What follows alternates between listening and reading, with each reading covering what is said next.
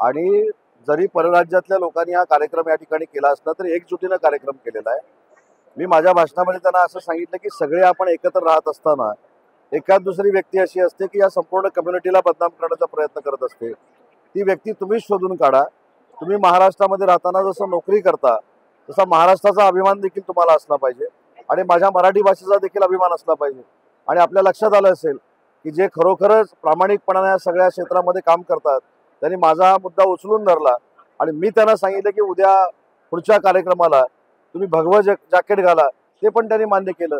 मला असं वाटतं की अशामध्ये काही लोक अशी असतात की ज्याच्यामध्ये राज्यामध्ये भेद निर्माण करत असतात आणि ती लोक तुम्हीच शोधून काढा आणि कायदा आणि सुव्यवस्था बिघडणार नाही याची दक्षता घ्या, अशी जाहीर भूमिका मी आज माझ्या भाषणात मांडली।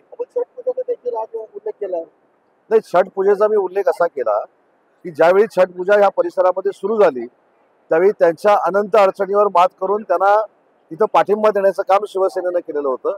त्याच्यामुळं त्याच्यामध्ये जो काय उल्लेख केला आणि हे देखील सांगितलं जाहीर व्यासपीठात या 5000 लोकांमध्ये की मराठी भाषेबद्दल देखील बाहेरनं आलेल्या प्रत्येक माणसाला अभिमान असला पाहिजे।